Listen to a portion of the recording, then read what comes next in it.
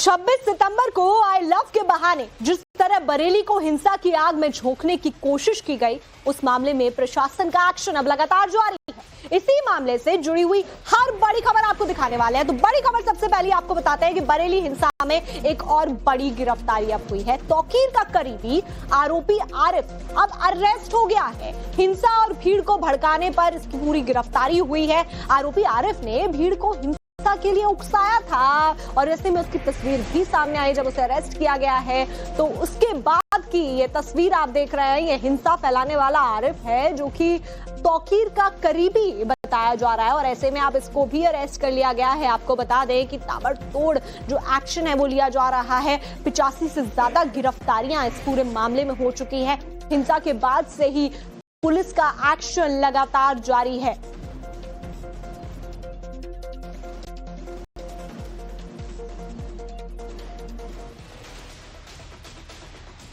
तौकीर के करीबी आरिफ के खिलाफ कार्रवाई हुई। मोहम्मद आरिफ की करोड़ों की संपत्ति भी सील कर ली गई। प्रशासन ने आरिफ की 17 दुकानों को सील कर लिया है। सीलिंग की जो प्रक्रिया है वो लगातार जारी है और ऐसे में जो बुलडोजर भी है वो भी लगातार गरजता हुआ जा रहा है। तो ऐसे में अब आरिफ की 17 दुकानों को भी सील किया गया है। न सिर्फ गिरफ्तारी हुई है बल्कि एक तरीके से यह कहा जाए कि रीढ़ पर हमला, यानी कि आगे कभी हिमाकत नहीं कर पाएंगे कि इस तरीके की साजिश को रच सके या सोच भी सके। डर का माहौल बिल्कुल अंदर उनके कि वो कोई भी इस तरीके की गतिविधि में शामिल ना हो सके।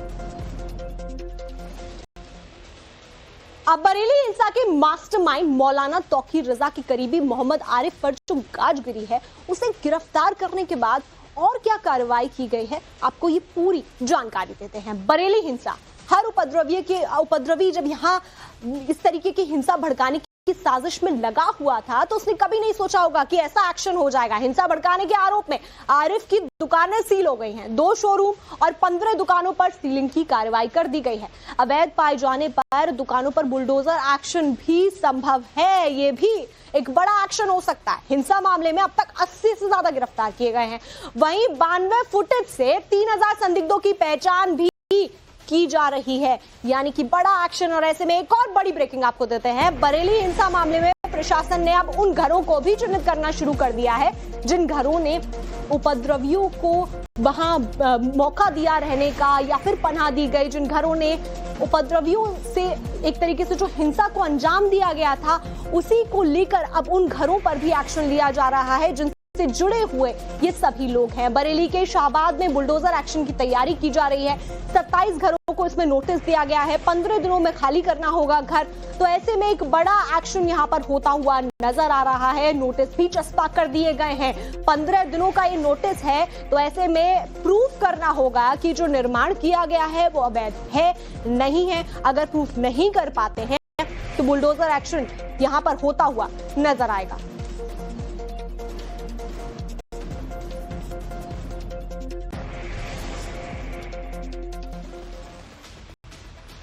चलिए अब हम आपको बताते हैं आखिरकार इन घरों पर क्यों है बुलडोजर चलाने की तैयारी। ये भी आप समझ लीजिए। हिंसा पर जो एक्शन होगा उस पे किस तरीके से ये बुलडोजर एक्शन किया जाएगा उसकी एक डिटेल मैं आपको बताती हूँ। बरेली में अवैध घरों पर बुलडोजर चलेगा। 27 घरों पर कागजात दिखाने के नोटिस भी हैं। 15 दिनों के अंदर ये पूरे दस्तावेज दिखाने होंगे जिन भी घरों पर नोटिस चस्पा कर दिए गए हैं। कागजात नहीं होने पर घर को खाली करना होगा। 16वें दिन अवैध घरों पर बुलडोजर चलेगा, यानी कि अगर प्रूफ नहीं कर पाए कि घर सही है या नहीं है तो बुलडोजर एक्शन के लिए तैयार रहना होगा।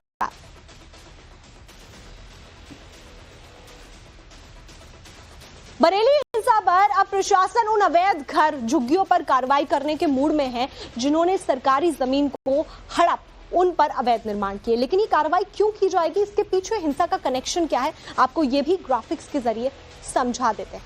तो देखिए आपको समझाते हैं कि बरेली हिंसा पर प्रशासन की कार्रवाई जारी है तो ऐसे में बड़ा एक्शन होता हुआ यहां पर नजर आ रहा है। उपद्रवियों की अब भी पहचान की जा रही है। अवैध झुग्गियों के लिए जो लोग हैं जो हिंसा में शामिल थे उनके ऊपर भी एक्शन किया जाएगा। एक एक घर पर नोटिस चिपकाया गया है ताकि उपद्रवियों की पहचान यहां पर की जा सके। अब आरोपियों के अवैध घरों पर कार्रवाई होने वाली है तो ऐसे में प्रूफ करना बहुत ज्यादा जरूरी है कि दस्तावेज हमारे पास है कि नहीं है, ये बताना होगा। उपद्रवियों के अवैध निर्माण पर अब बुलडोजर चलता हुआ नजर आने वाला है।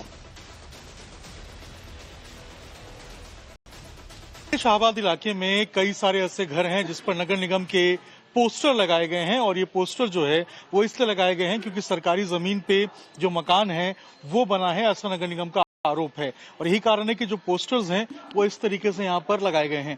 अगर आप देखेंगे तो यहाँ पर कार्यालय नगर निगम बरेली जो है उसका नोटिस लगा हुआ है, और जिनके ऊपर नोटिस लगा हुआ है उनका लिखा हुआ है अवैध अतिक्रमणकर्ता कब्जेदार, और नीचे देखिए लिखा हुआ है कृपया सूचित करना है कि वार्ड 54 स्थित प्राथमिक विद्यालय शाहबाद निकट जो है वो उपकेंद्र कोहड़ा पीर जो नगर निगम बरेली के कार्यालय में उपलब्ध नक्शा शहर सीट की 10 अनुसार नगर निगम की सरकारी संपत्ति है।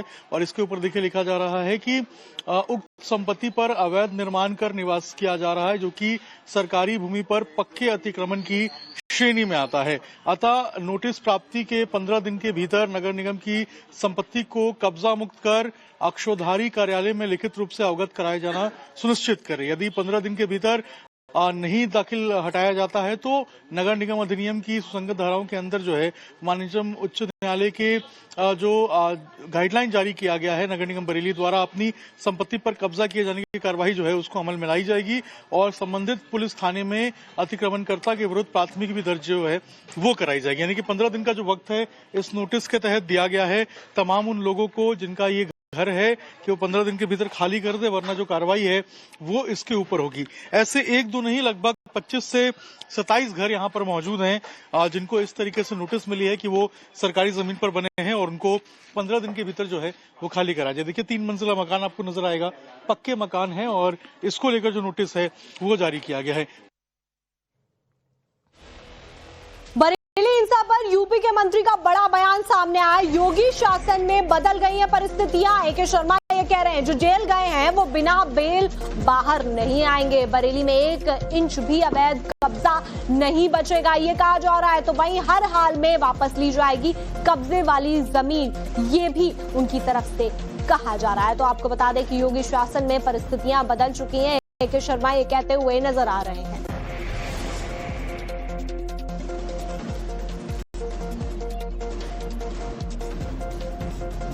अभी मैं कल रामपुर जाके आया, संभल जाके आया, बरेली में भी आज हूँ। इन सभी जिलों में ऐसा ध्यान में आ रहा है कि करोड़ों रुपए की किसी की व्यक्तिगत संपत्ति या सरकार की संपत्ति, नगर निगम की, नगर निकाय की संपत्ति पे अवैध कब्जा करके अनेक प्रकार की इमारतें, अनेक प्रकार के कंस्ट्रक्शन हुए हैं। बहुत प्रयास के बाद संभल में भी कल मुझे जिलाधिकारी बता रहे थे लगभग 86 हेक्टेयर जमीन उन लोगों ने ऐसे अवैध कब्जे से मुक्त कराई है। उसी प्रकार बरेली